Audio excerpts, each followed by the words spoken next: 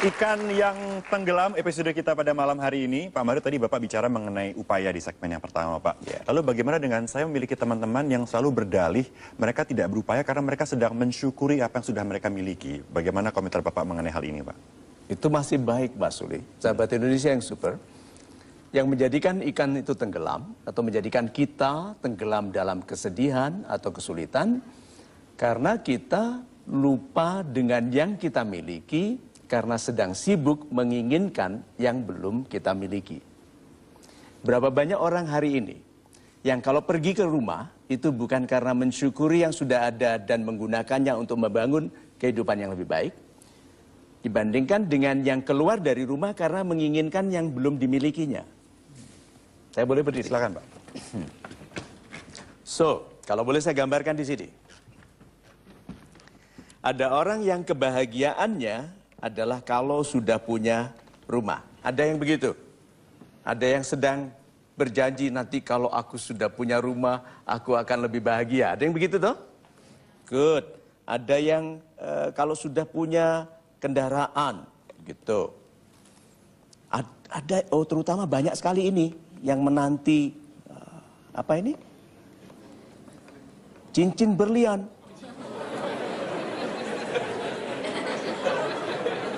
Walau palsu. Nah, sekarang saya tanya ya, kalau orang itu mensyaratkan memiliki sesuatu yang belum dimilikinya untuk bahagia. Sekarang, kalau dia sudah punya itu, apakah dia berbahagia? Katakan sudah berbahagia.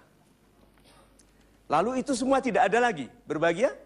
Tidak, berarti kebahagiaan orang ini ada pada barang-barang itu. Padahal kebahagiaan itu harusnya di hati. Nah, berarti orang-orang yang menaruh kebahagiaannya itu di hati tidak akan tidak berbahagia kalau tidak punya itu semua. Itu sebabnya ada orang yang bisa mengatakan bisa kaya tanpa harta. Kalau istrinya baik, anaknya baik, namanya baik, nafkah, makanan yang dimakan anak-anak itu jujur, bayangkan. Itu kekayaan yang mulia.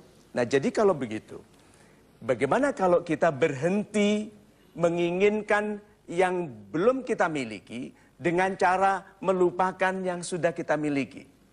Bagaimana kalau kita balik sekarang, mensyukuri yang sudah kita miliki, lalu mengupayakan yang belum kita miliki untuk memperkaya kehidupan kita? Jadi, berangkat dari rumah itu, gitu, katanya kalau mau kangen pulang rumah, sebelum berangkat ke kantor, peluk istri rapat-rapat seperti tidak mau lepas. Dijamin pulangnya cepat. Karena istri sering tanya kan, telepon kapan pulang gitu. Nah, anak, peluk mereka rapat-rapat. Doakan mereka untuk berhasil atau buat daddy bangga ya, yang pinter ya. Sudah, waktu mereka berangkat, ini yang sekarang kita miliki. Lalu waktu kerja bilang, Tuanku, alangkah indahnya kalau aku bisa sekolahkan mereka di tempat yang lebih baik. Coba. Alangkah indahnya apabila aku bisa lengkapi istriku dengan perhiasan yang lebih indah. Gitu. Alangkah indahnya apabila aku bisa taruh mereka di rumah yang tidak bocor. Yang sehat, yang aman. Jadi kalau begitu, yuk kita mulai dari yang sudah kita miliki. Syukuri itu sebagai cara untuk mencapai yang belum kita miliki. Itu. Super sekali Pak Mario. Terima kasih, Pak. Kita persilakan Superaudiens untuk bertanya, silakan angkat tangan Anda tinggi-tinggi. Saya beri kesempatan kepada Bapak. Iya, Bapak. Silakan yang berbaju batik. Iya, Bapak, silakan berdiri. Salam super Pak Mario. Selamat malam, Bapak. Mengenai rasa iri, Pak. Iri. Menurut iri, Pak. Iri. Ya, Okay. menurut Bapak rasa iri itu boleh ada atau tidak, Pak? Kemudian bagaimana cara merubah rasa iri itu menjadi suatu motivasi bagi kita untuk berusaha lebih keras? Terima kasih. Super sekali. Yang tadi saya katakan mengenai mensyukuri yang sudah kita miliki. Orang yang mensyukuri yang sudah kita miliki, kalau iri adalah iri mengenai kebaikan orang lain. Kalau orang merasa tersiksa karena tidak memiliki yang dimiliki oleh orang lain, irinya karena dia melihat dirinya kurang. Sehingga Yuk kita iri kepada orang yang lebih kebaikannya. Kita iri kepada orang yang menyehatkan tubuhnya untuk bangun pagi segera melayani sesama. Jangan iri kepada orang yang malas tapi kok kaya. Ada yang begitu toh? Ada jelek, istrinya cantik. So unfair. Ya. Nah kalau begitu, jadilah orang yang iri hati melihat kelebihan orang yang baik, Pak. Itu.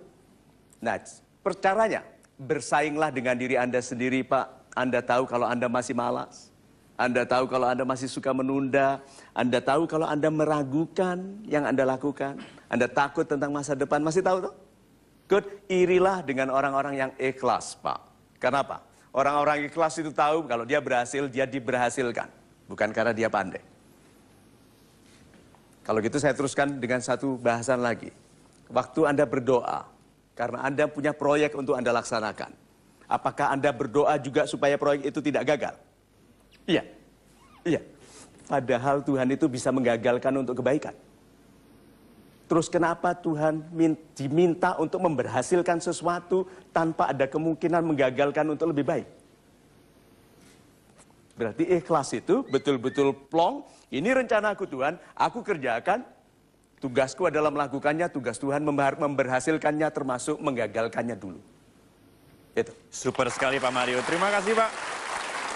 Baik, Super Audience, kita akan melakukan polling. Silakan ambil keypad yang berada di tempat duduk Anda dan jawab pertanyaan berikut ini.